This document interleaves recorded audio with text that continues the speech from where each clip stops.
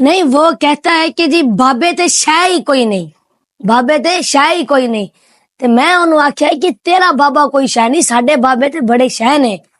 کون سے بابے ہیں آپ کے؟ ذرا کھل کے بتائیں، ناظرین کو بھی پتا چلے، ہمیں بھی پتا چلے۔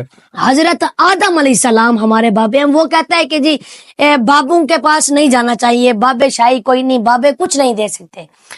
اب آپ دیکھیں کہ جو ہمارے سب سے بڑے بابا ہیں وہ ہیں حضرت آدم علیہ السلام۔